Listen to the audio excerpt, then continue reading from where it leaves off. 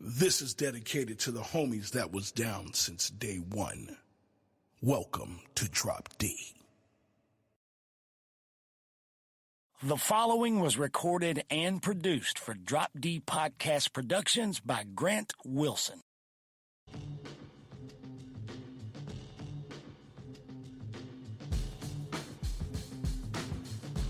Welcome to Quick Hits, a JFK assassination news and notes podcast with your hosts, Rob Clark and Doug Campbell.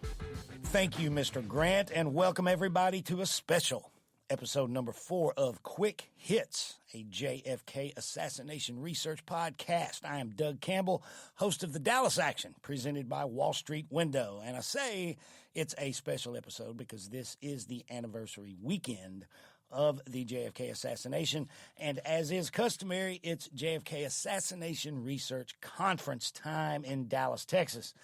And who do we have in Dallas, Texas? Why, co-host Rob Clark, of course. What's up, Rob? Oh, thank you, Douglas. How are you doing, buddy? I'm doing fine. Grant and myself, we're here in Mission Control while you are out doing the correspondent gig, kinda, huh? That's right. This is your boy Rob Clark, straight from Dallas, Texas. And I must say, Doug, I had a little bit to walk around here this evening. So far, I'm not impressed with the city, I have to say. Really? Yeah, it smells like shit water everywhere you go. And I mean literal shit water. Sewage. Yes. That's unfortunate. Yeah. I mean, I've been downtown. We walked over to where the carousel used to be over on Commerce Street. And, of course, it's no longer there. I guess they knocked it down and are building a big high-rise or something there. Mr. Jack Ruby's strip club, the Carousel Club. Yeah. So, we went by Campese's pizza joint, not the steakhouse. But we ended up eating at, what was it, Sonny's Barbecue. And so that's still there. That is still there. Sonny's Barbecue. There was a member, I believe, a prominent member of the John Birch Society owned that joint, and I believe J.D. Tippett worked there part-time, correct? That I don't know. I believe so. It might have been a different barbecue joint. But might anyway, be. It was damn good. It was damn good. Had some pulled pork, and then we walked it off and got back here and rang you up. But walked it so off. Far, yeah, we walked it off. Did you get down to Dealey yet? Nope. That's on the slate for tomorrow. I got tickets for 10 a.m. to be at the 6th Floor Museum, and then I'm going to be over at 10th and Patton at around 1 o'clock. The time Tippett was shot. I'm meeting up with some people over there. We're going to have a little mini conference on the corner. Some listeners? Yeah, some listeners. Cool. Well, tell them I said hello. Tell them hello. I will. From the Dallas Action. Absolutely. I surely will. It's going to be fun. So who'd you line up to meet, man? All kinds of people. Matt, there's a guy named Matt Dowdett who used to be a lone nutter, but has since came to his senses. I'm familiar with that name. I believe, is that the guy? He posts a lot of book links in Critical Thought and Analysis group, I believe. Yeah. He's been doing the On This Day in History, here in November. Yeah. But he's a local guy. He lives here locally, and so I figured we'd meet up with him and kind of hang out a little bit. Glenn Rocks is a guy from overseas. I'm not sure where he's from. Maybe Great Britain or Scotland or somewhere like that. He's a long-haired rocker dude, old as we are. And there you go. I Good people. We meet up with him somewhere around here, and so I mean, whoever I run into is who I run to. I'm definitely going to be running into some people down here, that's for sure. Yes. If not tomorrow, definitely Saturday, conference day. And so you're not actually attending the conference tomorrow. You're going to do your sightseeing and stuff tomorrow, right? That's correct. Yes. Yeah, but you know what? That does not mean, sir, that we cannot alert the good folks as to what the presentations are going to have tomorrow. This is true. This is what I'll be missing tomorrow. Well, pray tell, sir. Maybe not missing too much. Let's get into see who's going to be there. Who's going to be there tomorrow? Dr. Gary Aguilar will be welcoming folks. And his forte, his specialty in research is medical stuff? Yeah, I believe he's done some work on the X-rays and things like that. Maybe some of the doctor stuff with Parkland, and I think he's one of the few people that have seen, got permission from the Kennedy family to actually, view the actual X-rays from the autopsy. So, but he's not really speaking too long. It looks like 5 minutes, so I don't doubt I have much to say. And then we have Miss Deborah Conway. She used to be she used to head up Lancer until I guess last year. Yes. So she's going to be running the merch room, the book room there. Yeah, yep. I might be picking up a couple books. We'll see. Get them signed, maybe. It may be. You remember? Didn't we both take back a suitcase from the book room at the conference we went to in 2014? I remember. I know I bought Prouty's book and a Mark Lane book and something else when I was there. But they were I don't think I bought anything. You did, but they were cheap. I got the hardcover first edition of the Prouty book. No, it wasn't the first edition. It was the one that was put together right after the Stone movie. I think it was $1.45 or something crazy. That's not bad. Yeah, I ended up giving all those books to Garland Brown for his school library. Well, there's a good cause. Yeah, for sure. Yeah. And then looks like from 9:45 to 11:45, they're going to have a mock court of inquiry proceeding. I assume this will be recapping, because I believe Kappa, didn't they last year have a mock trial of Oswald, and it ended up a hung jury, I think. Yeah. But, to be fair, I remember listening to Bill Simpich talk about that. He had a lot to do with that. He's an attorney, and that they did it, but it was like a run-up, sort of a preparatory thing for something, for the next step. But I would have to talk to Bill again about exactly what it was like. Okay, this went well, so we know what to do, how to prepare for our next thing.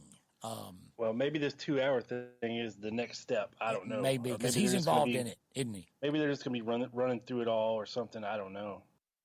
It looks like from 11:45 to 1:30, everybody is going to be heading to Dealey Plaza for the memorial and to get some lunch. And then after that, in the afternoon from 1:30 to 2:30, we're going to have the archivist panel, which includes Mary Goodsby from Baylor University, Stephen Fagan from the Sixth Floor Museum, Christine Charbrough, lead archivist from the Dallas Public Library, John Slate from the Dallas City Archives, Brittany Crawford, acting director of NARA of the JFK Collection, and David Knight from Coding. And then we're going to have from 2:30 to 3:15 John Currington, H.L. Hunt he'll be speaking on H.L. Hunt's actions in the first 48 hours after the assassination. That's an interesting subject. When you say, did you know this Currington guy actually wrote a book about H.L. Hunt? I have the book. You do have the book, really? I read the book. Yeah. What do you think of the book? It's interesting. I mean, there's some meat on the bone there, and we both know the kind of guy that H.L. Hunt was. Yep. He was extreme right. He's a guy of our own blood. I mean, he used to do a podcast back in the 60s. He did, and that's exactly right, dude. I mean, it was hate-filled and discriminatory and everything else. Disturbing, quite frankly. But yeah, I guess you could say he was a pioneer in the field. When you got that much money, I guess you can buy your own airtime. Yeah, say whatever you want. God bless him. God bless him. You know what, man? I did. God bless him. I did some looking around on the. Bless his heart. You know what I did, dude? I did a little bit of looking around on the interwebs, and our dear friend Gail Nix Jackson, she wrote an article about this guy's movements, strange things. Yeah. Here, let's see, when did I put on here? I did 2014, dude. July of 2014. Some of this stuff, strange things surrounding Hunt and the assassination, like says here from Miss Gale, the day before the assassination. Of course, we know this. Eugene Hale Brading, a.k.a. Jim Braden, a mafia man with long arrest record, visited Hunt's office building in Dallas. Brading was arrested in Dealey Plaza on the day of the shooting when he was found to have taken an elevator to the ground floor of the Daltex building shortly after the shots were fired. Yeah, that's interesting, for sure. Very interesting. Number One of those two. West Coast guys. Yeah. And there were more than one, Mm-hmm. And that's a weird story in and of itself, the whole Jim Braden thing. I did an episode on the Dallas action, I guess last year. I ran across this weird document from the Huntington Beach, California DA's office, where sometime in the early 70s, they went and investigated the Braden thing, and compared and contrast the two. And I learned a lot about that guy's history, man. He was a long con man, for real, dude. That guy was into all kinds of nonsense, nefarious nonsense. Oh, yeah, for sure. Currington apparently worked for Hunt, and Gail writes here, this is a question, actually. Did Marina Oswald know H.L. Hunt? According to Hunt's aide, John Currington, Marina visited the Mercantile Bank building at A1 Main Place, which is where Hunt's office was, 2 days before the assassination. Have you ever heard that? I heard she visited there, but I thought it was after. After the assassination. Mm-hmm. Yeah, see, I didn't, I'd never heard that story, actually. Or if I had, I'd forgotten it. His son, Nelson Bunker Hunt, was responsible for the hate ad placed in the Dallas Morning News the day of the assassination. Documents declassified in '83 reveal that the FBI apparently believed the note that Oswald addressed to Mr. Hunt was actually intended for H.L. Hunt's ultra-conservative millionaire son, Nelson. I've never read that document, I gotta say. Yeah. Have you? I've seen the Dear Mr. Hunt letter, yeah, but it's weird. It's a very weird anomaly. Yeah. Yeah, Dear Mr. Hunt, where do we stand? Something like that, moving forward. And it looks like his handwriting and his signature. So, Dr. Walt Brown theorized that he actually meant to write hurt. Like he said, you can look at Oswald's some of his writings and see where sometimes he makes an N that looks like an R and an R that looks like an N, and thought he might be, John Hurt, the famous actor. No, not that one. Okay, not the one in Doctor Who, but the one that lived in North Carolina. That Oswald allegedly tried to contact from jail. The Raleigh call. The Raleigh call, yes, sir. Yes. Oh, hey, Rob, look what I have here, dude. Check it out. I have the Amazon review of the book written by Mr. Currington, H.L. Hunt, Motive and Opportunity, the book that you, sir, own. Yeah. Yeah. How about I share a little bit from this Amazon review for everybody? Pray do. Pray do. My good man. It says, after being summarily thrown out of the upcoming 1964 World's Fair project, presumably at the instruction of JFK himself, billionaire H.L. Hunt turned to John Currington, his attorney, and said, I've about got a belly full of those Kennedy boys. They both need to go. A few months later, John Kennedy would be dead, followed by his brother a few years later. Formally undisclosed and privileged information suggests that one man could have had the motive and opportunity to influence the untimely deaths of both John Kennedy, Robert Kennedy, and Martin Luther King, along with Hoffa, the disappearance of Jimmy Hoffa. So, wow, this reminds me of the Sam Giancana book Double Cross that was written by his brother and his son, where he's literally responsible for every nefarious act that happened on a geopolitical scale within, what, a 15-year span? Right. Yeah. I mean, it's one of those. If you believe everything that Currington's saying, then it's a pretty incredible book. But you got to look at it also. Okay, is this guy just trying to make money, or what's going on here? Because we know people love to insert themselves into history, and boy, oh boy, do we! And we're going to talk. Hey, I've got a surprise for you. We're going to talk a little bit about that very thing later. So, oh joy, oh joy, oh Judy. Don't ruin anything, Rob. Okay. Don't get ahead of me, buddy. Don't get ahead of me. So what do we have? We have a break after Mr. Currington speaks of H.L. Hunt, and then some more speakers. Yes, mutual friend of ours, David Denton. Yes, Mr. The Denton. newly released documents, what they say about Bill Harvey's potential participation in the JFK murder and the faulty intelligence that JFK received about Vietnam. Now, okay. Okay, I would like to second that. Now, first of all, Mr. Denton, David Denton, which you'll probably see him Saturday, Rob, and I want to say thank you again.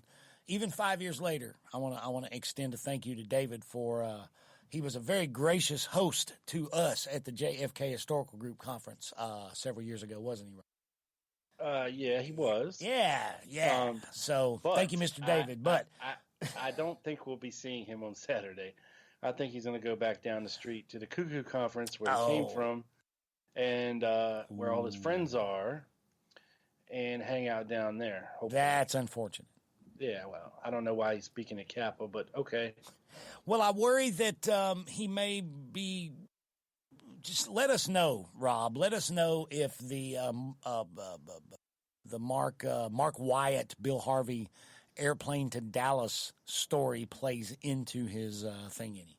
Yeah, I don't like all this double dipping. I'm sorry, but you're either with us or against us, is what I guess. Right? Is that what you think, Rob? Look, there's serious research going on at this conference. Yep. By some pretty big swinging dick names that you've all heard of, and we're going to be talking about, of course. Yep. And I just don't like to double dip into the people that go to both conferences or are received from the other conference, or even involved in making the other conference happen. I believe the JFK Historical Group is a big part of Judy's conference, and I believe they're behind it, if not help organizing it. And I know that they do their own thing in Illinois as well. Yeah. It's just weird. I don't like the double dipping. You got to draw a line in the sand somewhere. It's because, and believe me, I just don't think, we all sit around and sing Kumbaya together at the end of the day, and it's all good. That's just not how it goes at conferences for sure. Well, I get what you're saying. I wish, of course, I'm kind of like, well, if people can cross over and get along, that's fine. But the phenomenon of folks that will privately, let's say, to me, or to you, or to me, in the context of, let's say, hosting our respective solo podcasts, the Dallas Action and the Lone Gunman, very critical, and I'm being kind when I say that, very critical of, say, Judith Baker, of her story and her crowd. And then a few months later, they pop up as featured speakers at her conference. That now, if you can get along, if this one particular person is going to have information that somebody at the other conference might not otherwise get access to, then that's great. I think that's a great thing. But I just do think the phenomenon is weird, I'll say. It is kind of strange to have that private criticism heaped on them, but then jump at the chance to go to their conference. I do find that kind of strange. Yeah, and another thing that bugs me, just looking down through all these names, is just, have a little, what's the word I'm looking for? Structure to the conference. Instead of having, you see people from all different strokes and all different theories about who was behind what. You got. I'm looking down through here and I'm seeing, okay, Bill Harvey was behind it. Dr. Wecht, a shot from the front. Russ Baker, Bush did it. Jim DiEugenio, the CIA did it. It's just all different kinds of stuff, and look, everybody can't be right. And just because you're a big name, and some of these names are big because of what they've done in the community, no time recently, but, I'm just going to shut up and just go through the schedule. Wait a minute. Jim DiEugenio is speaking at the Baker Conference? No. I'm talking about this Kappa conference. Okay. I thought. I'm saying I find it weird. Okay, it's just I don't know. It's just the whole kumbaya thing. Okay, you got H.L. Hunt, you got LBJ, you got Bill Harvey, you got the CIA, you got H.W. Bush, all these different theories, and they all can't be right, which means that most, if not all of these guys are wrong, and nothing of what they say really matters. So I just find it odd, and it's a theme. That's the word I was looking for, Doug. I think the conferences should have a theme, like the speakers should stick with it.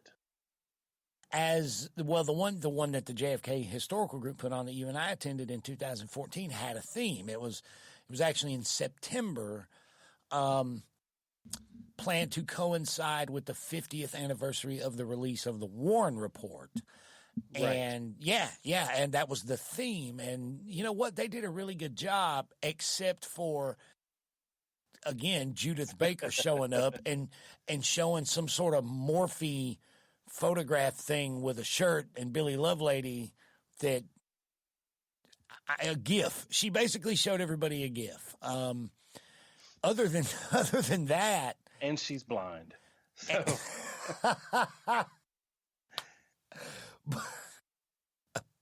Allegedly. Other than that, the presentations were based around, people did a good job of making their presentations at least tangentially related to the Warren Report itself. So yeah, the theme was followed there, and I agree with you. That was a well planned conference too. Again, kudos to Mr. Denton for sure. Yeah, these things you gotta kind of stay in your time zone and keep moving right along. Moving right along, guys. Moving right along. Well, hey, let's do that, man. Let's look at Saturday. You want to? Well, let's get through Friday here real quick. Oh, you know what? I apologize, Rob. Apparently, that's all right. I lost an image in my thing here, my flippy thing. So go ahead. I'm sorry, sir. All right. So from 4:15 to 5, we got Dr. Cyril Wecht, who I believe is speaking at both conferences.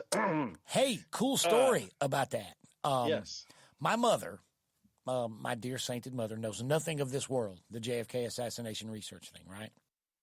But I was over there visiting with her this afternoon and telling her that you were there at the conference. And I said, I told her that Oliver Stone was going to be there. And she perked up. She knows who that is. And I said, now, have you ever seen do you know who, because she watches a lot of cable news, and a lot of unsolved mysteries type things. And she knew who Cyril Wecht was, Rob. I said, Dr. Cyril Wecht. And she goes, oh, yeah, the bald guy. And I said, yeah. So there you go. Did you show her your picture with you and Cyril Wecht together? I showed her the picture of me and Cyril Wecht together that you took, Rob. That's right. That's right. Absolutely. Again, from 4 years ago. Yep. So they're going to be talking 5 lines of medical and scientific evidence converge, and they agree there was a shot from the front. And then after that, another doctor, 5 to 5:15, David Mantic, on the JFK assassination survey. I don't know what that is, but 15 minutes, I don't know. After that, we got another 15-minute speaker, Dan Storper. Never heard of him. on Truth and Reconciliation Committee. And then 5:30 to 7, we got dinner. And then for dessert, we have Jim DiEugenio from 7 to 8 on the FBI, JFK, and Jim Garrison, of course.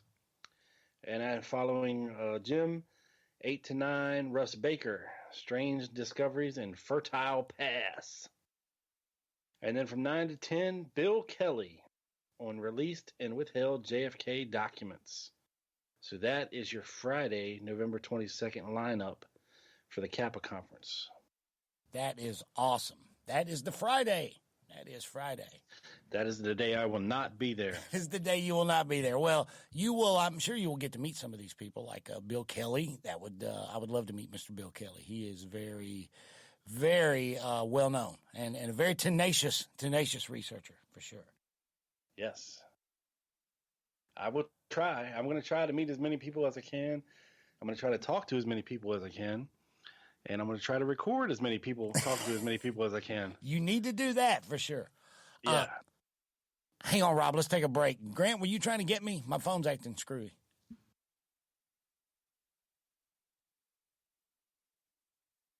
Oh, no, it didn't go through. My phone won't catch the Wi-Fi in here. Oh, that's okay. See, that, Rob, that's an awesome producer. When I said I couldn't find it, he went and found it and was trying to send it to me on my phone. Okay. Man, how cool is that? Grant, you're the man. Above and beyond. He goes above and beyond. All right. Would you guys like to resume now? I'm sorry. I thought maybe he was having like there's, water coming out of the ceiling or something. Don't even say that shit out loud, dude. We're about to get 2 inches of rain, and I don't know if I got the leak in broadcast stopped yet, so. Now we're talking business, Rob. I'm sorry.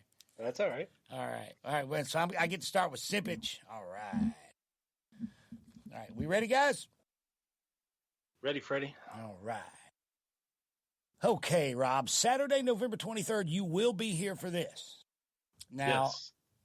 Let me say this. This is I like the way Kappa are doing things because they're starting at 9 a.m. Saturday as opposed to 7 a.m. like the one we went to. But, hell with that. That's too damn early. Yeah, it was pretty early, wasn't it? Especially you and I weren't like getting into the room until like 3 a.m. So yeah. Many late nights and many cocktails later. Cigars, man. I always go back to Doug Horn and those Cuban cigars, dude. Oh yeah. Yeah. Good time. And speaking of guys I almost met at a conference, Bill Simpage. He's going to be presenting on the Dallas Police Intelligence Role, which is something that we have covered extensively on the Dallas action, and you've covered on the Lone Gunman podcast too. And you can't mention that without mentioning Pinky Westbrook. Captain William R. Westbrook III of the Dallas Police Department's Human Resources Division. This guy that was a paper pusher. If you wanted to file for vacation time in the Dallas Police Department, you went to this guy. But he turned into Super Cop on November 22nd, 1963. He was everywhere just before things happened. He was at Dealey Plaza. He was in the book depository. He ended up at the Tippit murder scene. He found the second Oswald wallet. There's a lot of craziness around this guy, Rob. Yeah, for sure. I may have done a show on him. I can't remember. I think I did. I actually did. Three crime scenes with Russ. I think I did it with Russ. It's been a long time though. Yeah, that would have been a while ago. I did one a few years ago on him as well, just covering. And the fact that he was also another one of these guys that was an Army intelligence reservist who was working for who was a cop. His day job, he's a cop with the Dallas Police Department. But, and again, 45 to 60 of these dudes were also part of the 112th and the 488th, their Army intelligence? I believe that's what. Sounds right. So I believe based on some things that I've seen Mr. Simpage post in the past or, here recently online, that I'm hoping that he will cover some of the Army Intelligence Dallas Police Department's crossover and the shenanigans there. What was he covering in the bathroom when you met him? It wasn't him. I know. Okay, let's tell the listeners this story. Our dear friend Gail Nix Jackson again had I knew Simpich was that Mr. Bill was going to be at the conference, and I had read of course State Secret, his awesome book online, and I followed everything. Followed him as a researcher, his work at Mary Farrell and that thing the 7-part essay he wrote, The 12 Who Built the Oswald Legend, and especially State Secret. And I think, Rob, it had just come out recently, correct? Yeah. And Gail had given me his email address, and I sent him an email, hey, we're coming to cover, I have this podcast, and we're coming up there, and I would like to interview you for the Dallas action. And he says, sure, in the email, no problem, be glad to. So, and Mr. Simpich has short, like gray and white hair, So I'm coming down the hallway during a break, and I see this guy going in the bathroom, the men's room. So I went up and tapped him on the shoulder, and I said, Mr. Simpich, and he turned around, and it was not Mr. Simpich at all. It was some other poor old dude who wasn't even there for the conference. Not that Mr. Simpich is old. Don't let me, oh my God, I'm just stepping in it all over the place here tonight. But no, Mr. Simpich, he turned around, and I was like, oh, I'm sorry. But I never did get to interview him. And I know Bill's probably tired of hearing that story too. He's heard that from other people since that happened, apparently. But hopefully he'll be covering that. Getting into that crossover between Army Intelligence in Dallas and the DPD, because I think that is there had to be a control element in the Dallas Police Department during the assassination of some kind, right? You would think so. Had to have been. Because they knew pretty damn quick who Lee Harvey Oswald was and what he was up to. And, we know where that came from. So. Yes, we do. That's right. It came from the Army Intelligence file. And my thing is, okay, for the, everybody, the followers of the theory of CIA primacy in the case, that's fine. But there are no traces of CIA infiltration of the Dallas Police Department, where you have to have an element of control. But we know that 45 to 60 members of the Dallas Police Department were also reserve Army intelligence. So we do know at least they had infiltrated the DPD. So that's a damn good place to start. Right? That is correct. There was a lot of them. I mean, even nowadays, you figure most police officers and law enforcement come from a military background. They come back, and what else are they going to do? They're going to continue. It's a pretty easy shift from being in the military to becoming a law enforcement officer, and a lot of them do it. And I'm sure a lot of them, maintain some form of communication with the military after they leave, and in their own little police departments. I mean, they're, if the military wants to find something out about so-and-so and such a city, they have contacts. That's not right. A stretch, and they did back then as well. And, you're talking about a lot of guys, coming out of World War II and coming back and, joining up with the police. Yeah, and with Westbrook, him being that HR guy, the hiring and firing dude within the Dallas Police Department, and being a captain in the Army Intelligence. Think about it from the standpoint of the theory that maybe the gunman, badge man, that the gunmen were wearing uniform.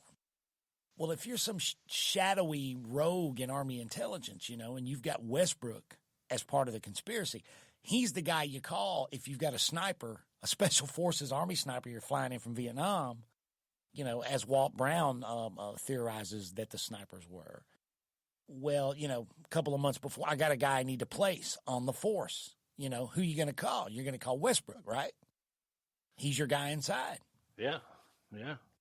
he can get them, I need this guy on this beat, that day maybe. But anyway, that's my opinion. I think Westbrook and you have a trustable inner circle inside the police force. You're going to trust your former military brothers more than just Joe Smo off the street who decides he want to be super cop. It's almost like an inner circle, a trustable inner circle. A clique. You got some guys you can trust with certain things to do, and it's not going to get out there. Right. Yeah. Let's see. 9:30 to 10:30 is the forensic panel discussing rifle and bullet fragments, featuring a man who's been on both of our shows, Rob, Mr. David Josephs, and a fellow by the name of Cliff Spiegelman. They're going to be talking ballistics and forensics. And then James Wagonford from Life Magazine, 1963. We met this gentleman, and what a pleasure it was meeting him. Of course, he was with, was it associate editor at Life Magazine when it all happened, and he was involved with the purchase of the Backyard Photos and the purchase of the Knicks film and the Zapruder film, and he's going to be speaking on, I'm sure, his experience having his copy of the Zapruder film stolen from his townhouse in the 70s. And then, Rob, you get to eat lunch. For an hour and a half, what am I going to eat? You'll think of something, I'm sure. I know I would. Let's see. And then from 1 to 2:30, Rob, this is a presentation that I know you're looking forward to seeing, right?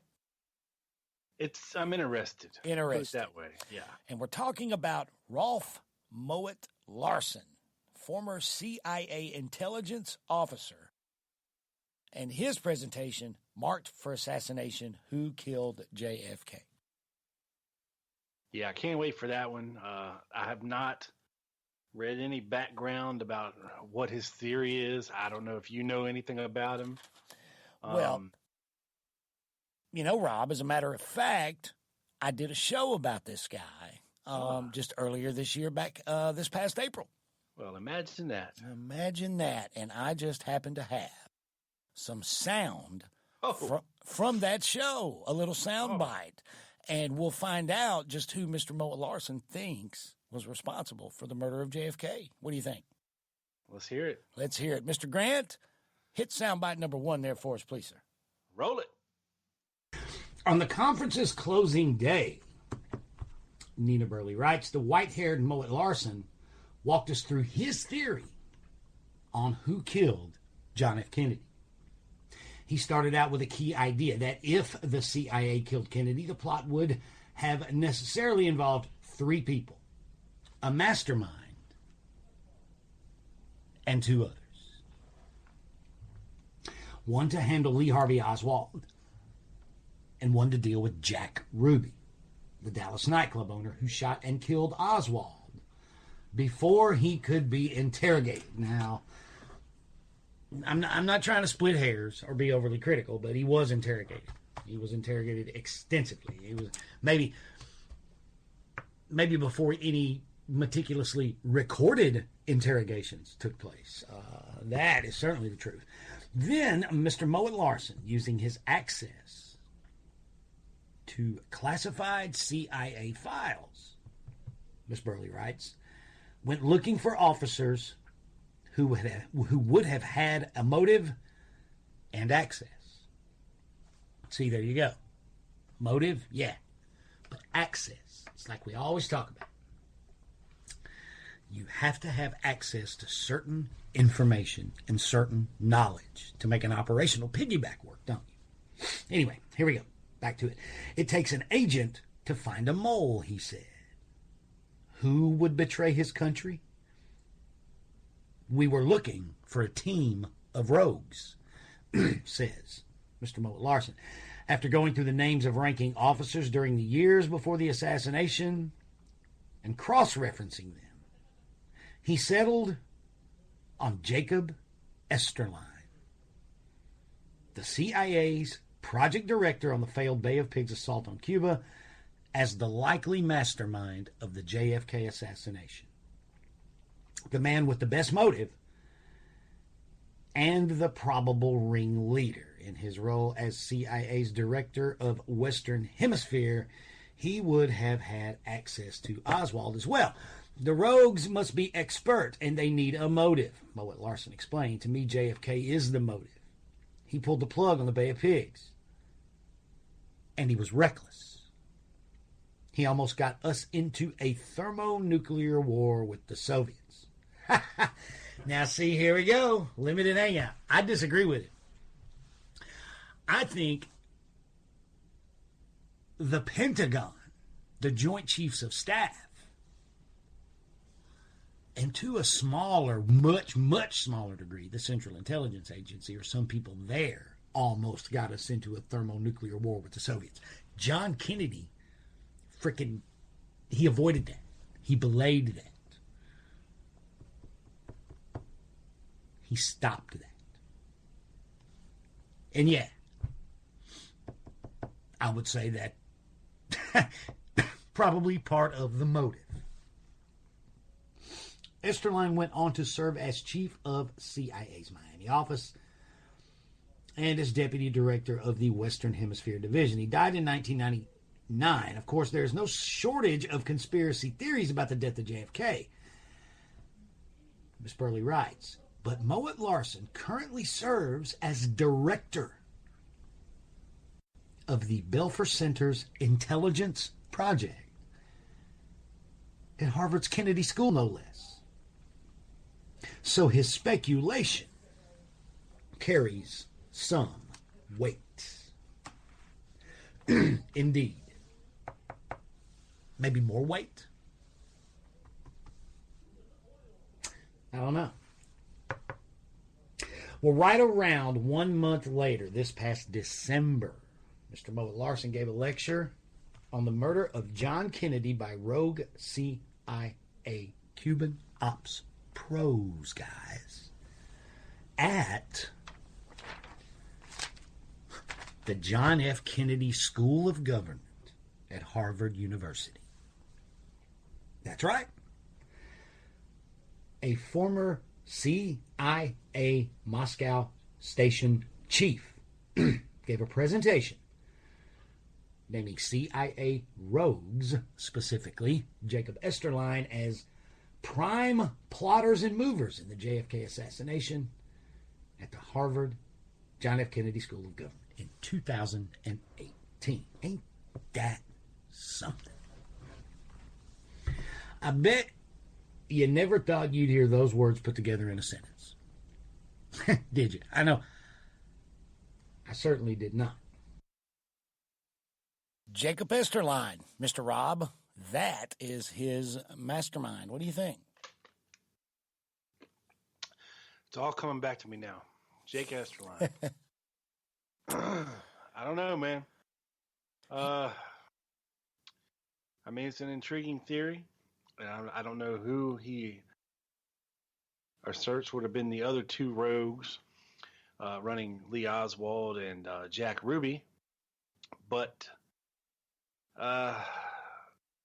he was in position to hear things and possibly know things.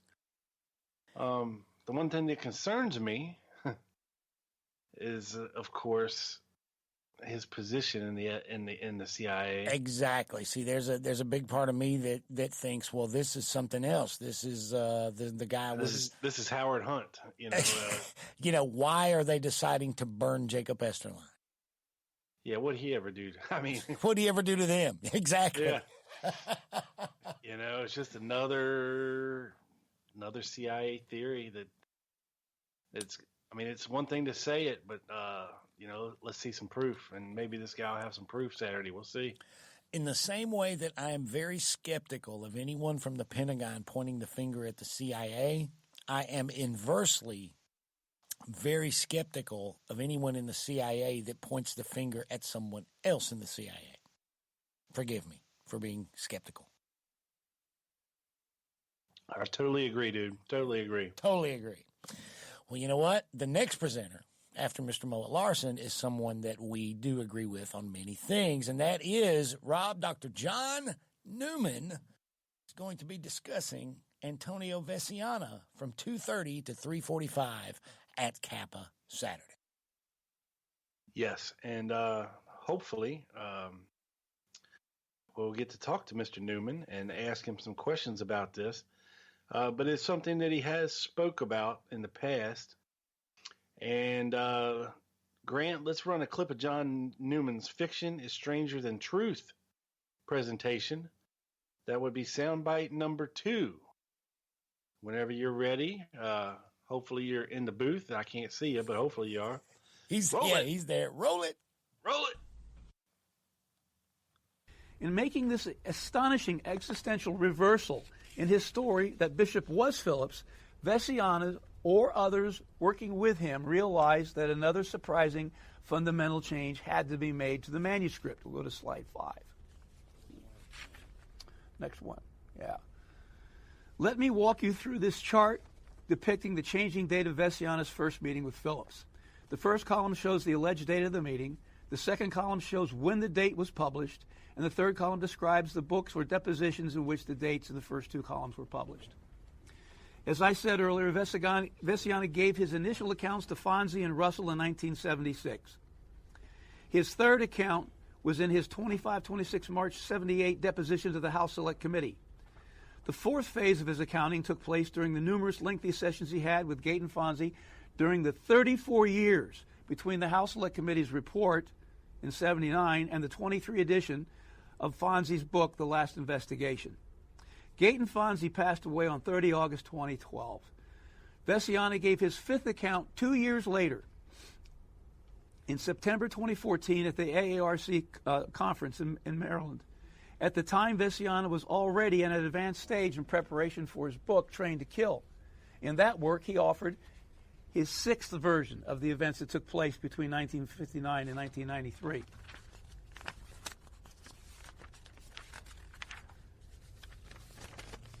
The majority of the relevant intelligence documents about Phillips and Vesiana in the available record were not released until the mid-1990s. As such, they were not available to Vesiana until then.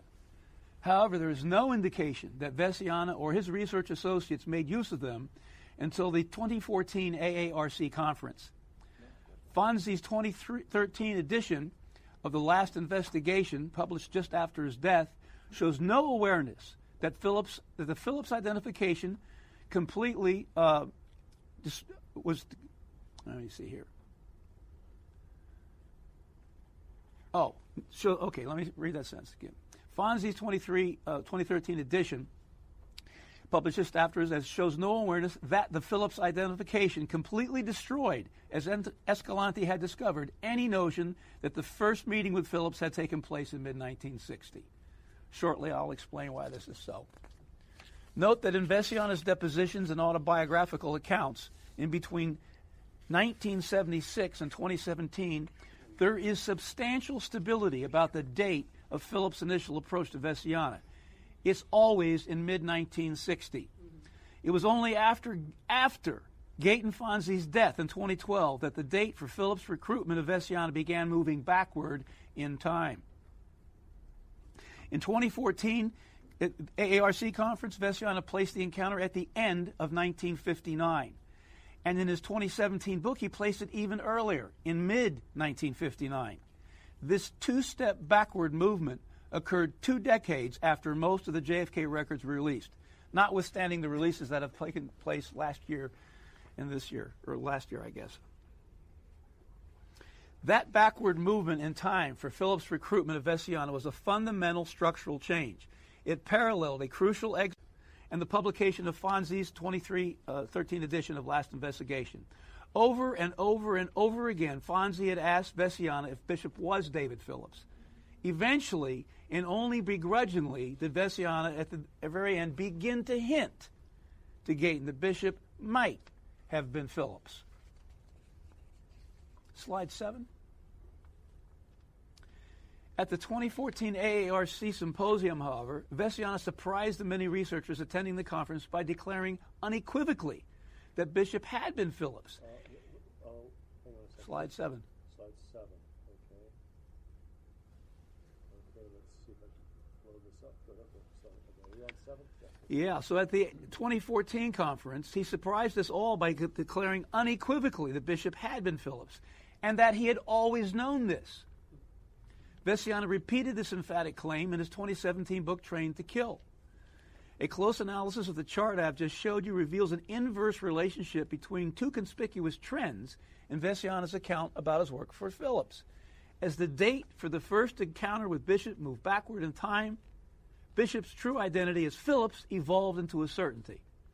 Moreover, due to the mid-1990s release of JFK records, this inverse double trend exposed an extraordinary fact. Without this backward movement in time, Bishop could not have been Phillips. Bishop could not have been Phillips. Boom. This whole thing is crumbling like a stale cracker, man. Yeah, and I believe at this other conference down here, not Kappa, but the JFK conference, there is a speaker who alleges himself to be a witness to seeing Phillips speaking to Oswald somewhere, a living witness. Who is this living witness? I'd have to look it up on the schedule.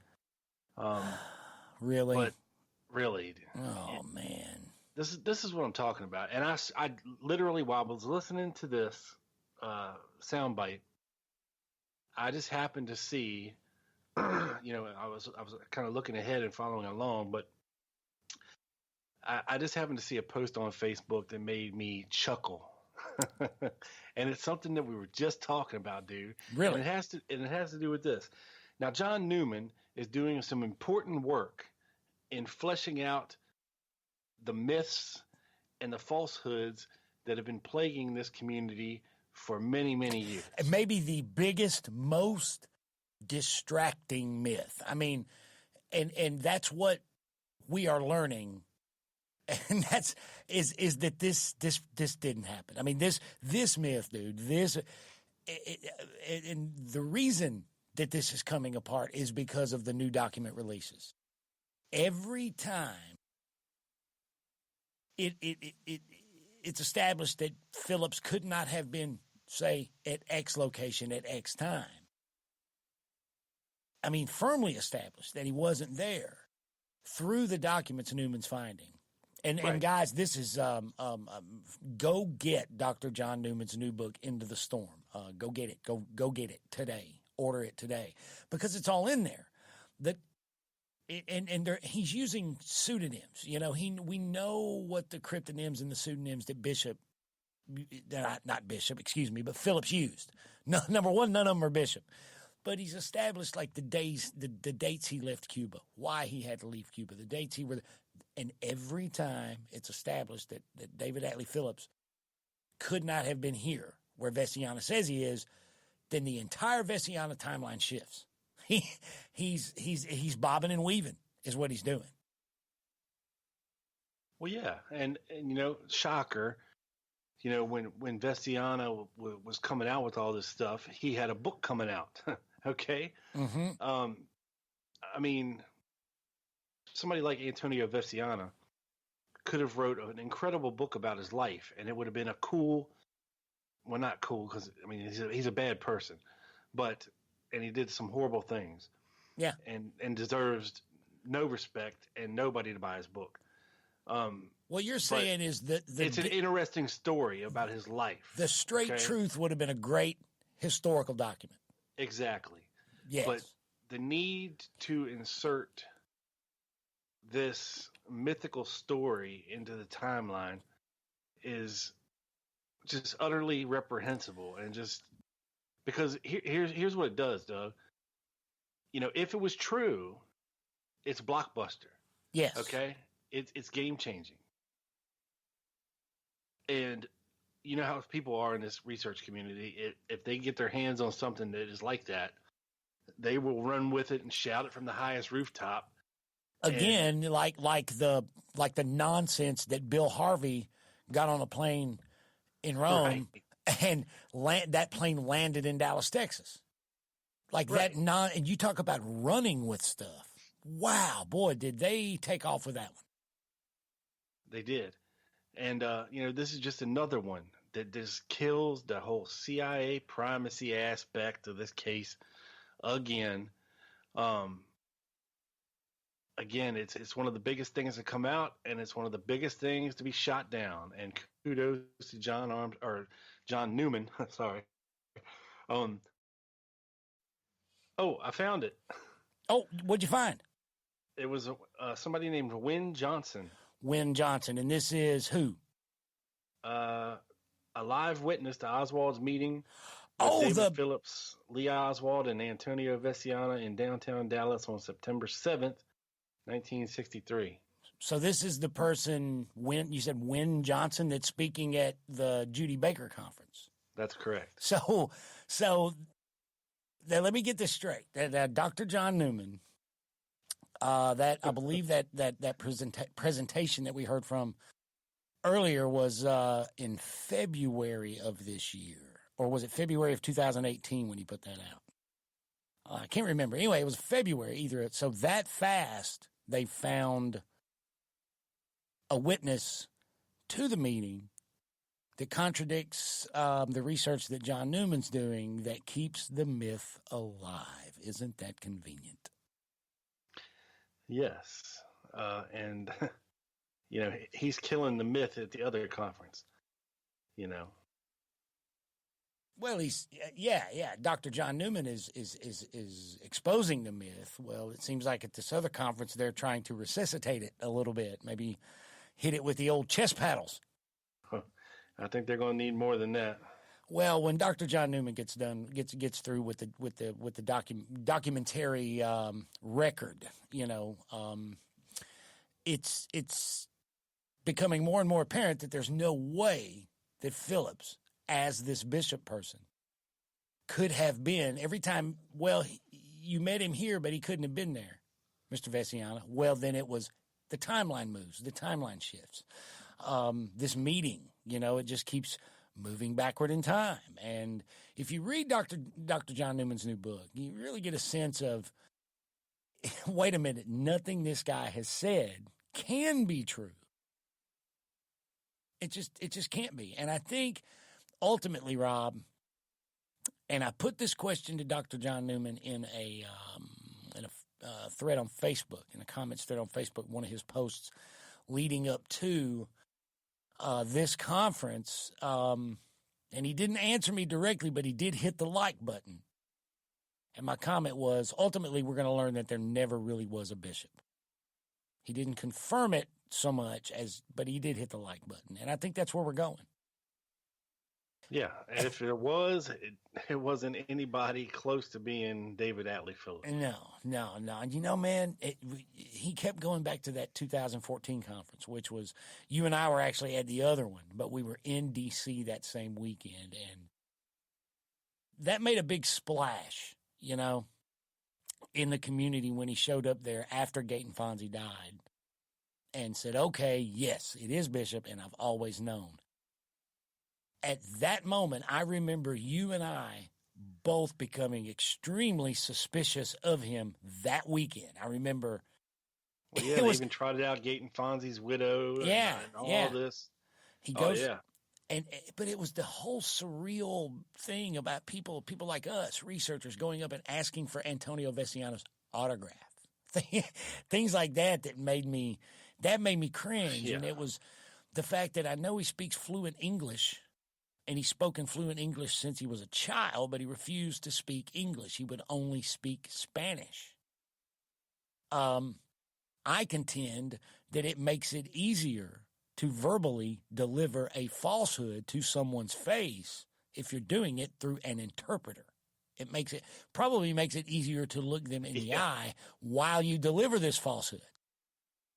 But I remember right after that, you and I talking, going, there was something about that entire event, and it was, of course, that was, like you said, it was leading up to his book, Trained to Kill, which I believe the next John Newman book is going to poke holes in a lot of. But both of us going, okay, this whole thing feels wrong now. Nothing about this feels right. What's the deal, you know?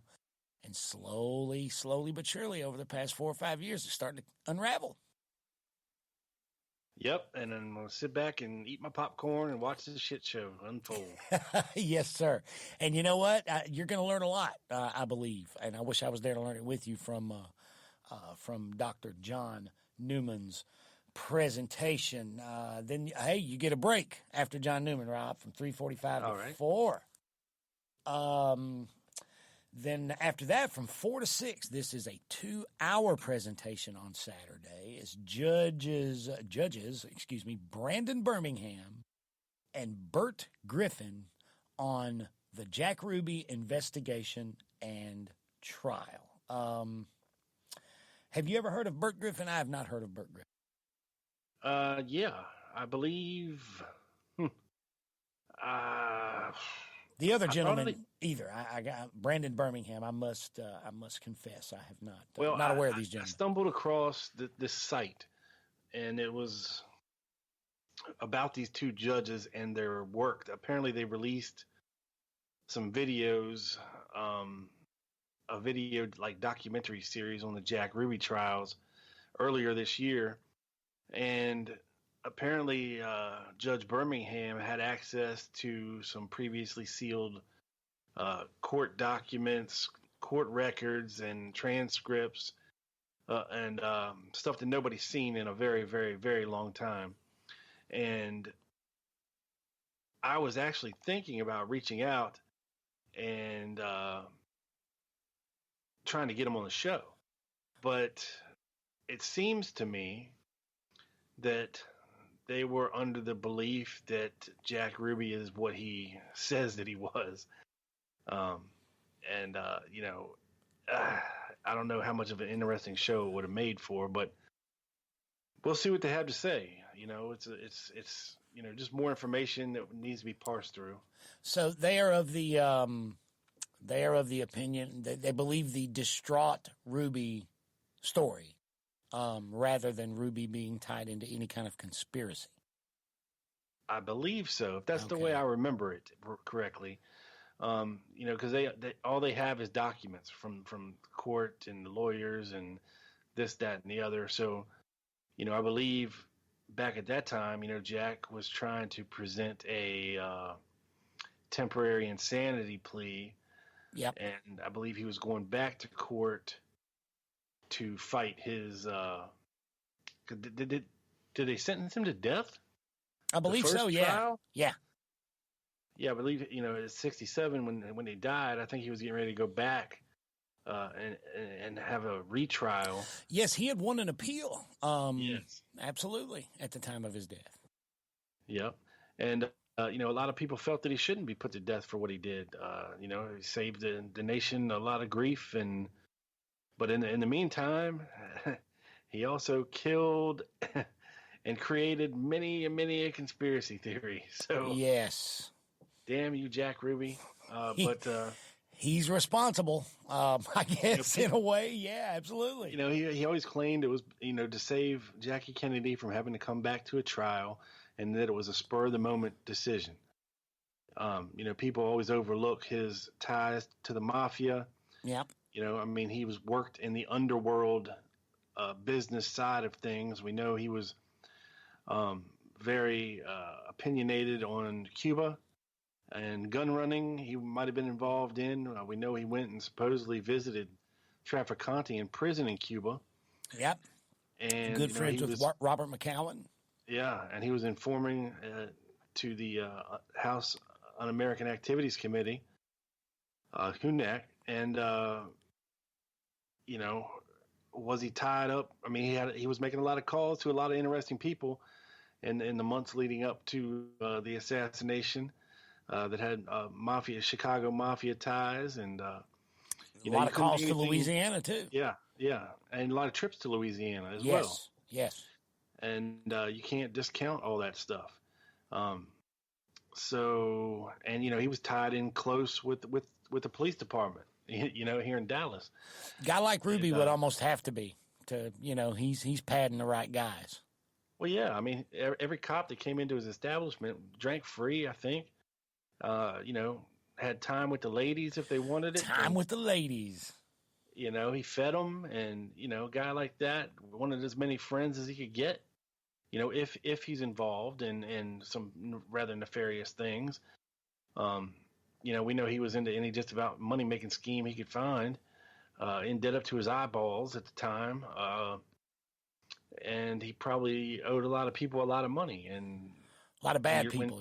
When that happens and you're in the shits, then you got to pretty much do what they tell you to do. So, and we also know, and not many people know this, but there is video and sound of Jack Ruby after he is arrested, speaking about how the people will never know the true reason for what he did. Yeah, well, they'll never know the truth of my situation, is what he said. Right. He said there's an organization here in Dallas, the John Birch Society and the extreme right wing, and he was scared to death to talk in Dallas, and he begged them to take him to Washington. Yeah. And he'd tell them whatever they wanted to know, but he wasn't going to say nothing here in Dallas. And there is a man here in Dallas, General Walker, he said. Yes. Yeah, and that's amazing to me still. Yeah, and we have William Duff, who stated he saw Jack Ruby visit General Walker's house many times in 62 and early 63. So what's going on here? Well, we don't know, do we? We don't know. We don't know. And Jack, like we said before, Mr. Ruby tried the temporary insanity defense. He was distraught. He was tore up, just so upset over what happened to President Kennedy. And, Rob, something, back in the Lone Gunman podcast number 109, do you remember this episode, sir? It was your episode on the trial of Jack Ruby. Do you remember this one? You've done a lot since then, so maybe I do. Right? I remember it. Yeah. Well, you shared a really interesting story at the end of that episode about someone who committed a heinous act in the wake of the assassination and used the temporary insanity defense successfully, unlike Jack Ruby. It's such an interesting story, and it's a tangential story that a lot of people do not know. I certainly did not until I heard your episode. I thought we would share that with the audience. What do you think? Yes, let's revisit. Let's revisit. Mr. Grant, how about soundbite number 3, sir? Roll it. One more thing before we go. I wanted to share a story, and this comes from the book The Trial of Jack Ruby by John Kaplan and John Waltz. And it's very interesting. I had never read it before or heard about it before. And let me try to find it here. Okay. Now, apparently, Jack Ruby was not the only person to murder somebody upon hearing that John F. Kennedy had been assassinated. Shortly after Jack Ruby shot and killed Lee Oswald in the basement of the Dallas Police and Courts building, another act of violence occurred in Sioux City, Iowa. There, on the afternoon of Sunday, November 24th, 1963, Vasya Michael Bohan, a 47-year-old dental technician, and his mother were seated in their living room of their home watching a television program about the funeral arrangements for President Kennedy. Suddenly, Bohan's 68-year-old stepfather entered the room and loudly cursed the assassinated president. Overcome with emotion, Bohan rose, picked up a pair of sewing scissors, and stabbed his stepfather 6 times, once in the mouth and 5 times in the chest. The older man fell to the floor dead at 2:52 p.m., 1 hour and 32 minutes after the shooting of Oswald. Bohan calmly telephoned the Sioux City Police Department to report his crime. Two police officers arrived shortly thereafter, and he surrendered without resistance.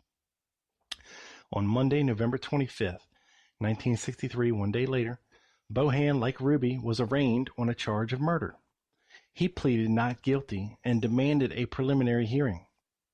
Bail was set at $10,000, and it was promptly posted, and Bohan was released from custody. Now, in December, Bohan changed his plea to guilty. On the day before Christmas, he appeared in the courtroom of District Judge George M. Paradise for sentencing. The judge had pondered the accused's crime and the atmosphere in which it had taken place. Referring to the assassination of President Kennedy, Judge Paradise stated that the entire nation was under stress and strain from the tragedy. He continued, but that is not a reason for a citizen of the nation to release his emotions to the extent of causing another tragedy. The defendant's deed, he concluded, would weigh forever on his conscience. He then sentenced Bohan to 8 years in prison and a $1,000 fine. The judge then suspended the entire 8-year prison sentence and ended the hearing by wishing the defendant a Merry Christmas and a Happy New Year. Bohan paid his fine and went home. And Jack Ruby, of course, that story ended in a very different and tragic way. That's insane. Yeah, I mean, it's... That's absolutely insane. I mean, I listened to that the other day and prep for the show, and then I listened to it again, and then I listened to it again, and then I listened to it just now. That's just this week. Every time I hear that, I go, damn, you're kidding me. You're kidding me. Yeah, I mean, it's a crazy story. And it just goes to show that, that old insanity plea works. Yes, it does. Well, it worked not for Jack, not for poor Jack. Well, all right, Rob. You know what? I believe, let's see, what else do we have at the conference? Because the only way he's going to leave that hospital is in a box. Now, who said that? General Walker. General Walker. That's exactly right. And he did. Who was, that was a letter to Billy James. That was a letter to Hargis, wasn't it? Billy James Hargis, the extreme racist right-wing Baptist fire and brimstone John Birch preacher, man. John Birch Society preacher. That was the same letter where he told him, he goes, oh, and by the way, DeMorenshield's back in Texas and we're following him. We know who he's staying with. That's not good. And we still don't know who DeMorenchield was staying with that week, that weekend where Walker's worried. It's hard to tell, brother. It's hard to tell, man. Little shot of water there. It could have been with the Army intelligence guys, because DeMorenchield and that chick, Dorothy Matlack with Army intelligence, they were pretty tight. Yeah. They were pretty tight. And she's real shady too, man. They're real murky exactly what this Army intelligence lady that worked in Washington for the Pentagon, who her name appears on a few documents in a few places, in a few murky places. And when DeMorenchield showed up to testify for the Warren Commission, she's the one that picked him up at the airport. Nobody from CIA picked him up at the airport. Oswald's friend. He was escorted from the airport to the Capitol building by Dorothy Matlack, this operative for Army intelligence, and then back to the airport. He was escorted by her. So that maybe he was staying with one of those reservists we were talking about earlier, Rob. Yeah. Well, you know what, Rob? I had this thing, this other topic to present, but I think I may save it for the next episode. We might go over it. I thought what we might just have a little fun now, dude. I was thinking and just jump right into Facebook shenanigans. What do you think? Oh, yeah, because I got a doozy for you. And it's quite topical. Well, let's do it. Let's do it. All right. Oh, no. Now, wait a minute. Do I need to prepare myself for this? You might. All right. You know my buddy Randy Benson, who I interviewed first before anybody else got him when he did the documentary The Searchers. Yes, I remember that. Yeah, because Francesca turned me on to him and what he was doing, and I reached out to him and got him on the show, and we had a great show, a great conversation, and he produced a great DVD, packed full of the researchers of, the probably, the 70s, 80s, 90s, and the 2000s. He did his documentary, The Searchers. It was more or less, it wasn't about the JFK assassination per se as it was about the people who researched the JFK assassination. Correct. Yeah. I remember. Yes. I haven't. Now I got to admit, I haven't seen it, but I am aware of it. Yes, sir. And I do remember that episode. That was a very enjoyable episode. Right. And he's been here in Dallas the past couple of years, with his film.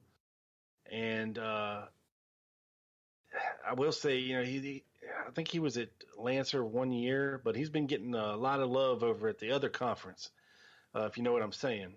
Yes. Yeah.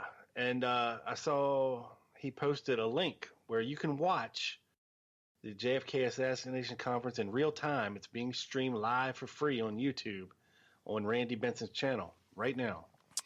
Really? Okay. So starting tomorrow, I can watch it. I can watch it stream live. Yes. From the comfort of my office. Yes. Just look up Randolph Benson on YouTube, and yes. So anyway, he posted a link to where you can watch this, okay? And he posted it in Dealey Plaza, UK. Okay. Now, if you know anything about the folks over at Dealey Plaza, UK. That is Bart Camp's organization. Our friend, Bart our Camp. Friend. Yes. Hello, Mr. Bart. Say a shout out to Bart. A lot of other very important researchers, such as Greg Parker, who wrote Lee Harvey Oswald's Cold War. And now, I thought those two dudes didn't get along. No, they're both part of ROKC, the Reopen Kennedy Case Forum. Oh, okay. Actually, so Randy posted a link to this conference to watch. Okay, and I've had Greg on my show. He's a great guy. He's from down in Australia, and he's a very, very good researcher and very thorough. And he supports a lot of Stan Dane and Bart Camp's work.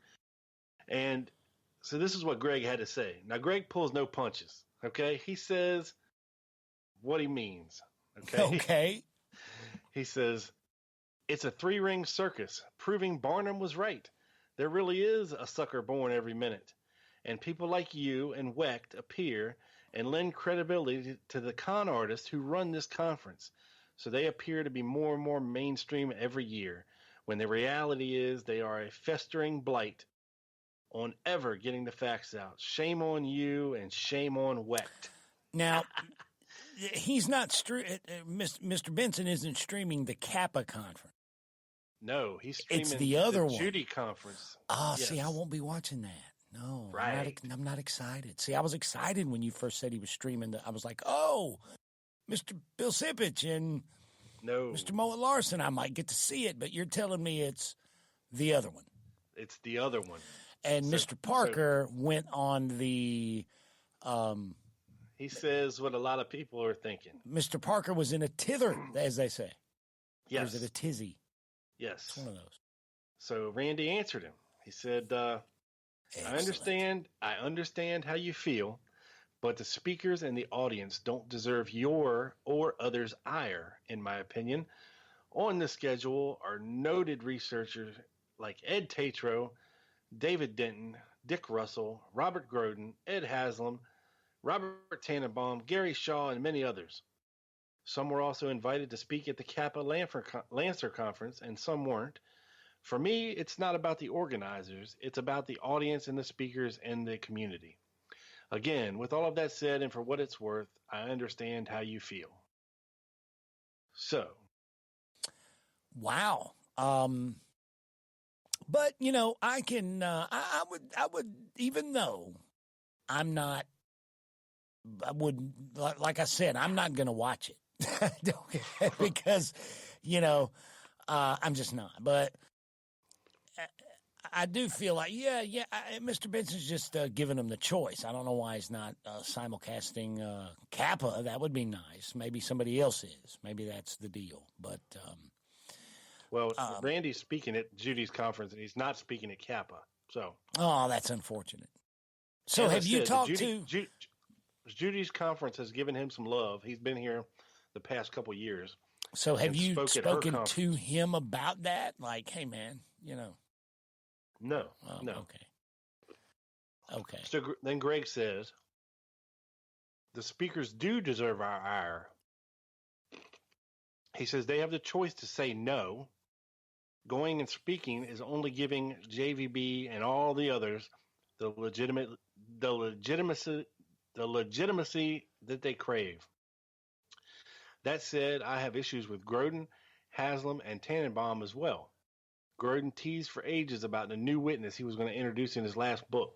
There was no new witnesses. It was a scam and one invented by Grodin himself, taking advantage of the misspelling of a known witness and then trying to claim it was a separate person. Haslam comes from the same town as JVB, and his rewritten book was done only to give JVB added gravitas. Just another con artist. Tannenbaum falsely claimed he was axed from the HSCA because he was too close to the truth, while hawking that he had new witnesses. And who did this game-breaking witness turn out to be? Beverly Oliver. Oh, yeah. Yeah. These people are not heroes. They are part of the reason we are still here debating 56 years after the fact. And if you, sir, as a filmmaker, really wanted to do some good, you would look at the work of people like Bart and Stan and actually make a documentary that mattered. Well, goodness gracious. Yeah. Yeah. I've never had any interactions with Mr. Parker. Well, he knows his stuff. Mm-hmm. And as I've said, he's very thorough in his research. And these guys, and you don't want to get on the wrong side of the fence with them. Yeah, he's very thorough in his righteous indignation as well. Right. But, you know, they say what a lot of us are thinking, okay? And it is true, in my opinion, that the more quote-unquote researchers or witnesses that agree to speak at this conference, you know, because whether or not it's the Judy Baker conference, whether you want to call it that or not, you know, it's giving her legitimacy. I mean, there's no more Lancer here, okay, and Kappa doesn't know if they can do this thing every year. So you know what, I believe they will. I'm hoping they do. I'm hoping they stick with it and they do it again next year. I know the attendance. I believe it's if it's not already sold out, it's pretty close. I know they've got a packed house. So, but I you know what, I will. I agree, looking dude. at the I agree. live stream of the other conference, there ain't many people there, brother. There's a lot of empty seats. Where's that? At the one that's being live streamed right now. At the Baker conference? Yes. Well, why would there be? You know, I do agree with that. And I'm not picking on Joan Mellon, but she's a good example of someone who went and spoke, I guess a couple of times at the Baker conference. And I was just shaking my head going, why? And it's not, you know, it's bad enough that you're lending legitimacy to that train wreck of a false story of Judith Baker's. It's true. But at the same time, you're putting a little tiny drop of poop in your own bowl of ice cream too, by being associated by speaking at her conference, in my opinion. Right. That's like being a professional. It's too negative. Whore. It's too negative. You're lending her legitimacy. You're selling out just to have your name up in lights, no matter the cost. But I think, yeah, exactly. And what you're doing when you do that, because you just want to, you're speaking at her thing simply because you want to be recognized in the field. But here's the thing. Not only are you lending her a little bit of legitimacy with people that don't know any better, but you're also subtracting from your own legitimacy when you go speak there. You're compromising your own integrity. Exactly. I mean, look at it this way. Legitimacy in this field is a zero-sum game. If you give any to her, you have less of your own. Correct. And, we all know that Joan Millen has pretty much murdered the LBJ theory, murdered the Mac Wallace fingerprint, murdered Judy saying that she was the one that met Lee Oswald somewhere in Louisiana, went to the hospital with him, and yet she's this, going, that, and the other. And yes, she's going and speaking at the same conference right alongside of Haslam and Ed Tatro, and the LBJ was the mastermind crowd, It makes zero sense whatsoever. Zero. The correct answer will be no. I'm not going to do that. If a legitimate conference won't invite me to speak, then I guess I just won't speak at any conference. And that's the way it should be. Hey, you know what? Nobody would ever ask me to speak at a conference, so I started a podcast. Hell with them. And I guarantee you this, Doug, okay? My podcast has had over 250,000 listens in 5 years. There you go. I guarantee you that's more people that ever went to any JFK, all of the JFK conferences since 1990 combined, ever. Dude, together we're closing. We're closing in on 500,000 homes. Yeah, and that's more than any JFK conference anywhere, all together, put together in the world ever. I believe you're exactly right. And I swear to you, I could, and it's like pulling teeth, brother. Okay. Now, I don't know about you, but if I had written a book, okay, if I had spent years on research, okay, and I had written a book about the JFK assassination. Yes. I would want as many people that are interested in the JFK assassination to know about said book. Exactly. I spent so much time and effort, okay, to write. And I would want as many people to buy it as possible and to be interested in it as possible. Yes. And to get somebody on my show that has written a book is like pulling teeth, brother. I don't know what the problem is. My inbox should be full of requests, and I'm just not going to toot my own horn here, but I don't know your numbers, but I can tell you, my show does at least 500 listens within the first couple of days it's out. We're right there together. I think we've got the same listeners. I'm pretty sure we do. Yeah. And it can climb into the thousands within a couple of weeks or months. And the people that listen to our shows are interested in the JFK assassination. And if you actually did the research, wrote a book, and you wanted people to find out, and you came on our show and talked about it for an hour, you might interest some people into going out and buying your book that you worked so hard on. Yeah, my inbox should be full of requests to come on my show. It should be. Yeah, it should be. But I have to beg people. I literally have chased 2 people for the past 3 months, and I'm not chasing them no more. Well, when we get off the air, you can tell me who they are. Well, I'll tell you who they are right now. I forgot. I don't care. Okay, who is it? Tommy and Hilda, whoever they are, that wrote the Dutchman and whatever Lee Oswald book. Yes, they sent me. I got a message from that guy a few months ago. Asking. He sent you a message. He sent me a message asking me to promote the book on the podcast, and I said, "Well, you know what? You can mail me a copy at this address. I'll check it out. If I like it, then you can actually come on the show, and we can promote it together." Never heard another word, never saw the book at all. Yeah. He actually sent me a message, right? Yeah. And back August 13th, right? And about his book with a link to Amazon, like I'm going to go buy it. That's what I got. Yeah, and this was I believe earlier than August, man. I want to think like spring. And I said, okay.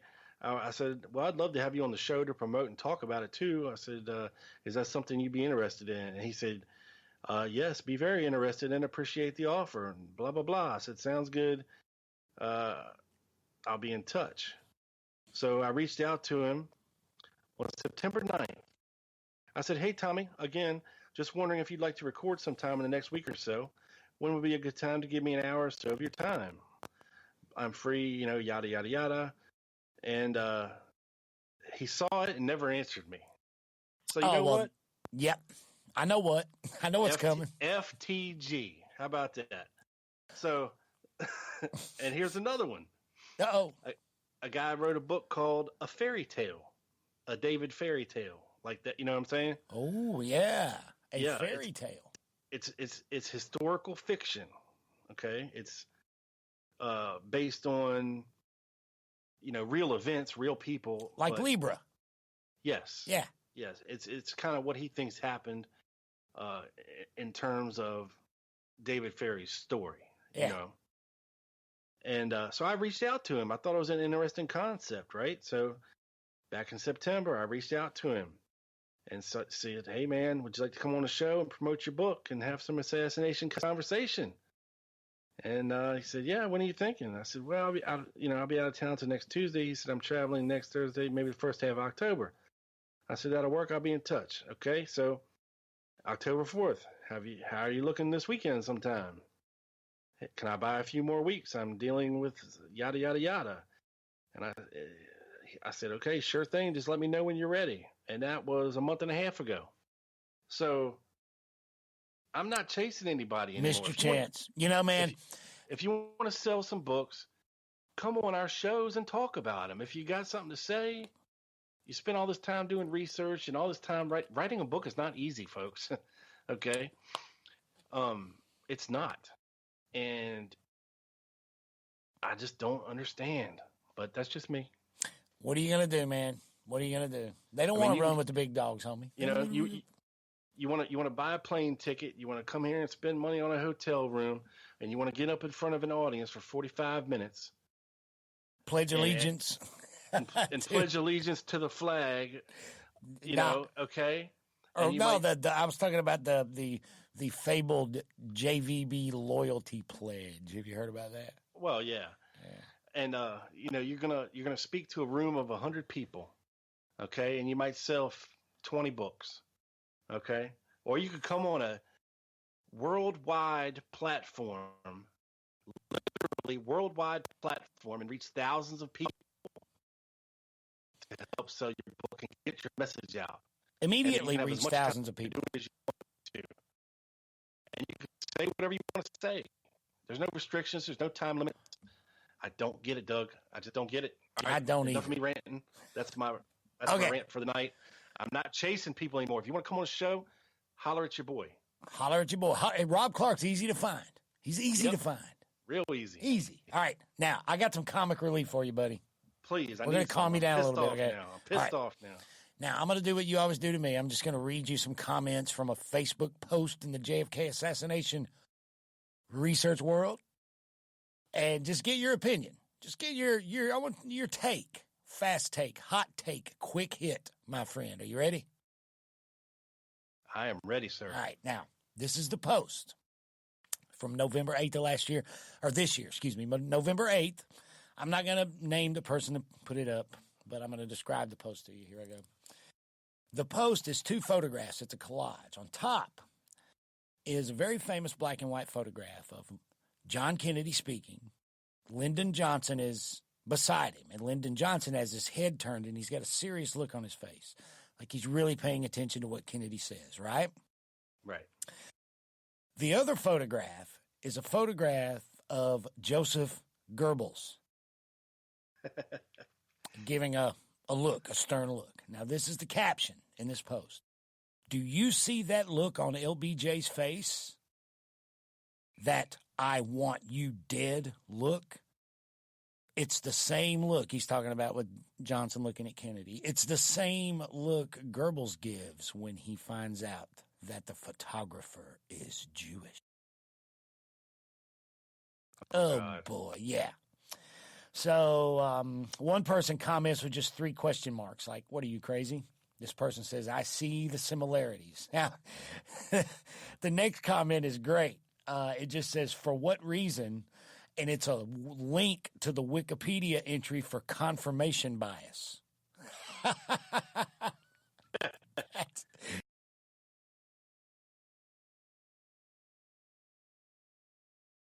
Name this person because that was a fantastic post. Way to go. Way to go. And then this guy, well, he's critical of this crazy post, basically. Saying the person that made this post is looking for confirmation bias. So, right, Rob? Did I read that right? This guy's on our side, basically. Rob? Yes. I lost you. Are you there? I am. You're a little garbled, though. It sounds like you're underwater. Oh, that was you, man. Yeah, you're cutting in and out, Rob. You sound better now. Okay. You know what? I don't think I'm going to mention that guy's name. Let's back up and take that part out. All right? Yeah, never mind.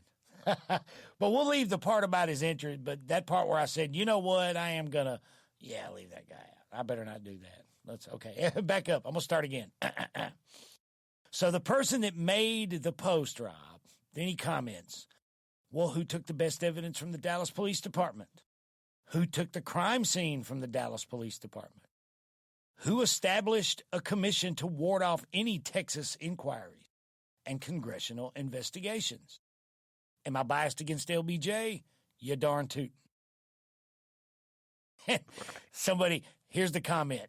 Comparing LBJ with Goebbels, you are a sick man.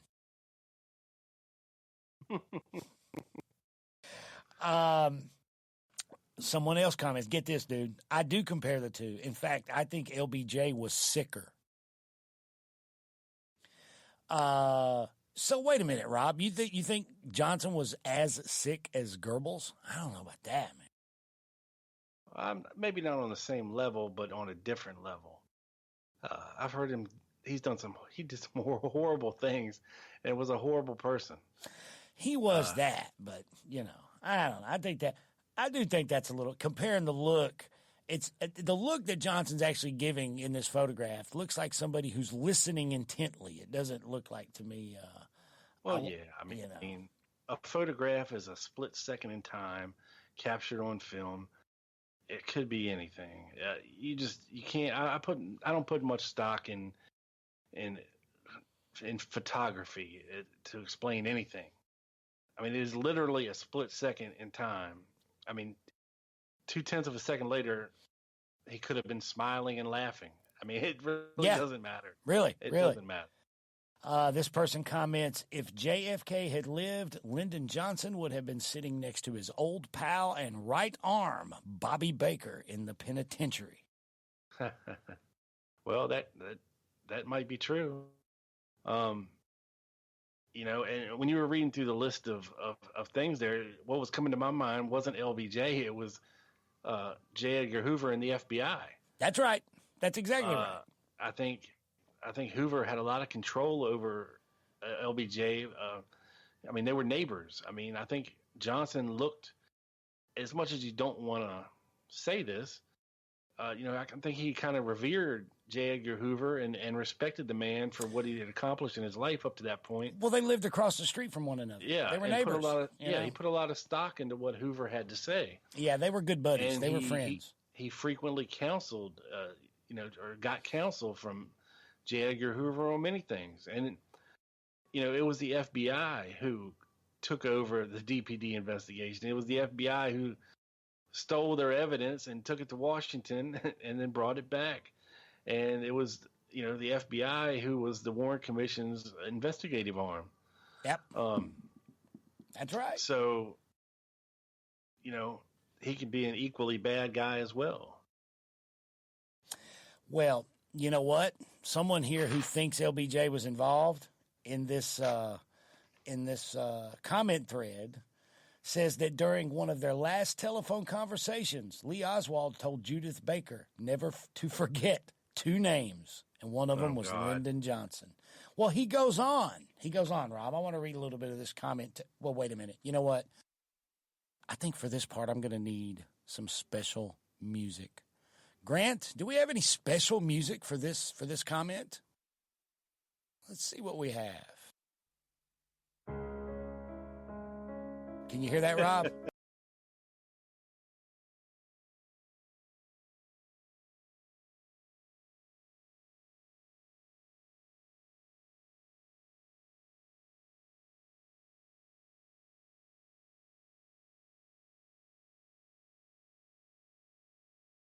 Yeah.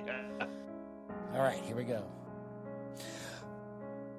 By that time, Judith Baker probably had feared law enforcement and the government in general. She may not have been sure the assassination was really going to happen. Oswald had been told that his role was to infiltrate the assassination plot and prevent the assassination from even happening. That's what Oswald was told. But as we now know, that wasn't their real plan for him. So Judith thought she had been pulled into a cloak and dagger world of spies and assassins, and she really had been, Rob, according to this comment. Judith, Oswald, David Ferry, and Dr. Mary Sherman had been working on a secret project to create an injectable form of cancer that they were doing to use on Fidel Castro. I know the word's going, but this individual wrote doing. The Cancer Bioweapon Project is a weird subplot of the JFK story, and it provides rock-solid corroboration that Judith's story is true. They apparently gave the cancer shots to Jack Ruby when he was in jail. Ruby knew Oswald before the assassination. In fact, Ruby had known Oswald since he was a kid.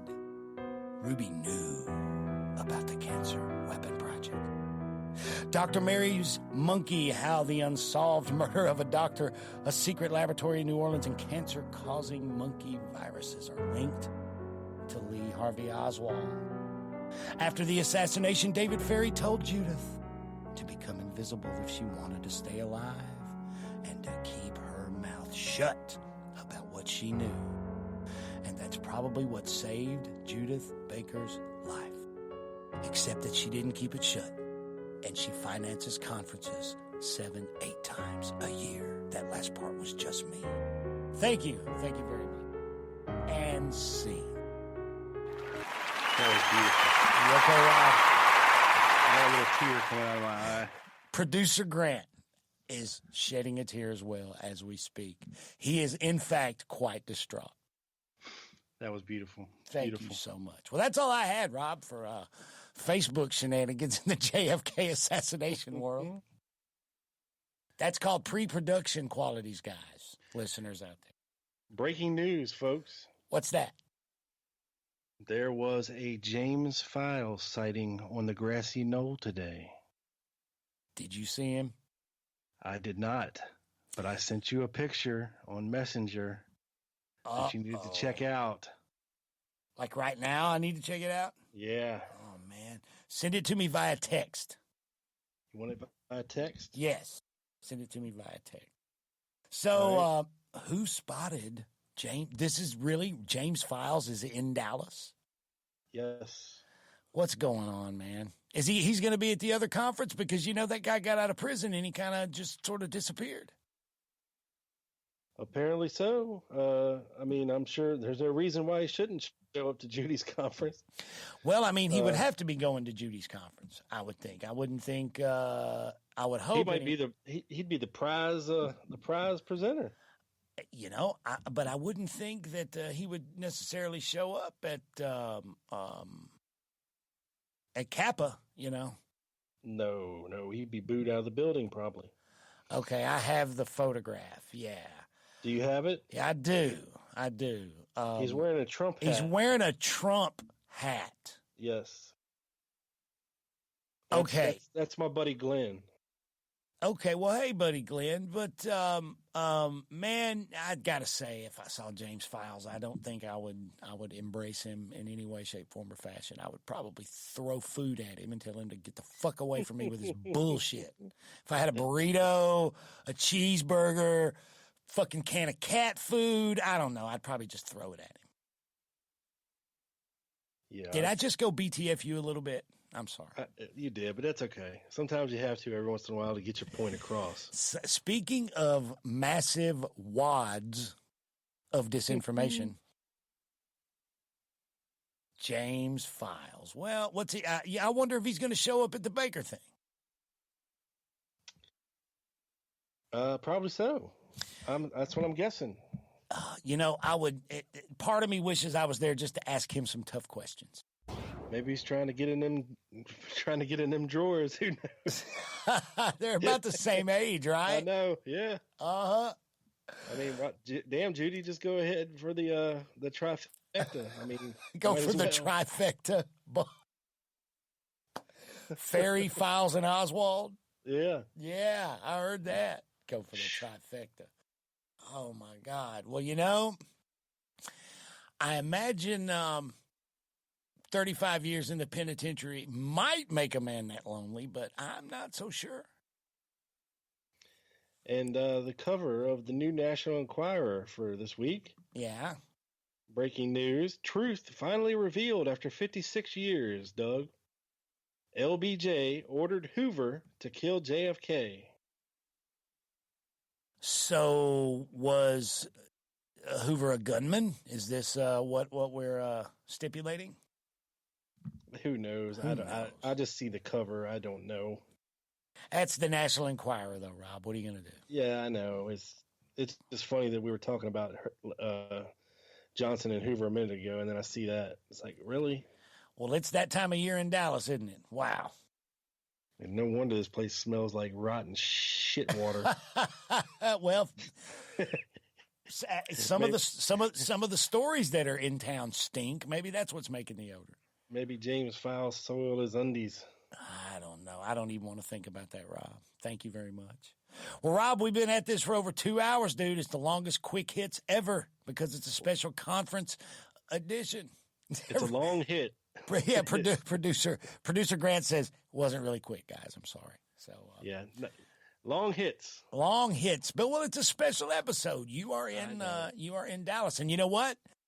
This episode's going to go up this weekend too for everybody. And I want to also, if I might give a plug, Rob, I want to tell everybody that an amazing conversation on the Dallas Action presented by Wall Street Window is also uploading the same day this one does. My 2.5-hour conversation with the daughter of Marita Lorenz, Miss Monica Perez Jimenez, is going up this week. I encourage you, sir, to catch that one. Sweet. I'm looking forward to that. Absolutely. I've been talking to her brother, as a matter of fact. Not for the show, just on a personal level. Yeah. Yeah. He seems like a cool guy, too.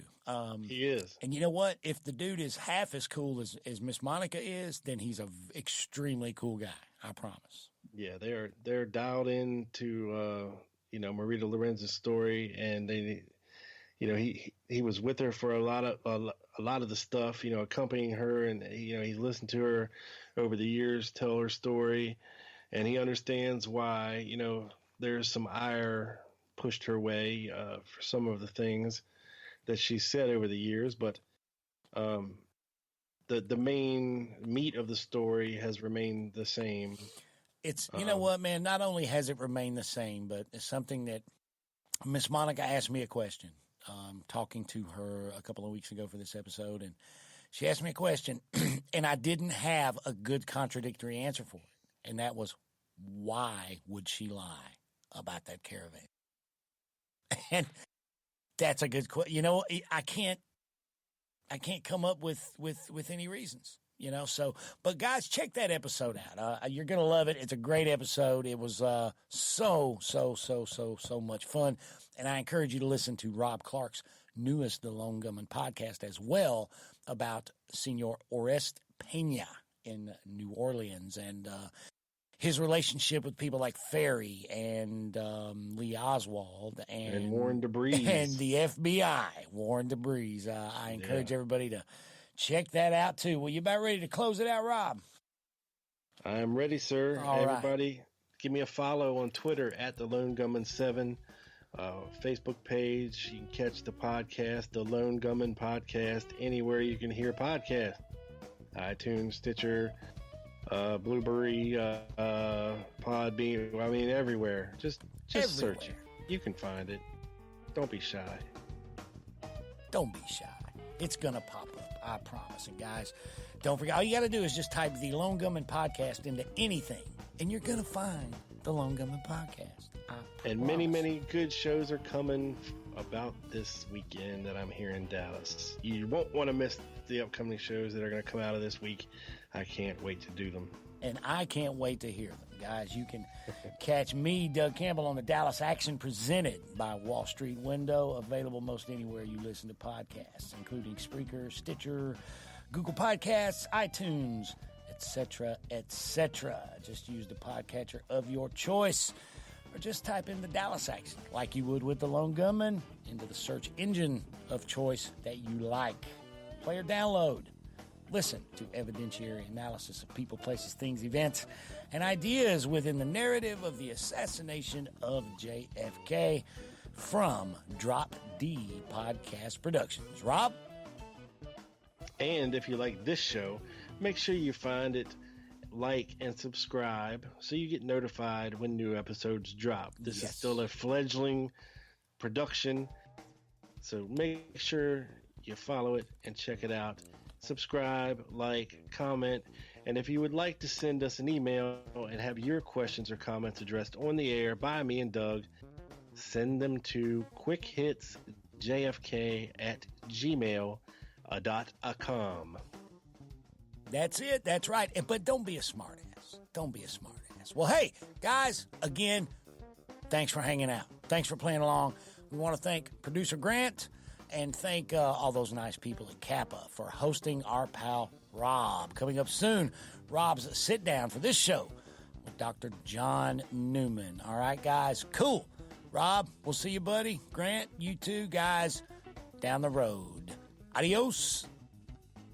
Aloha from Dallas. Deuces. Deuces.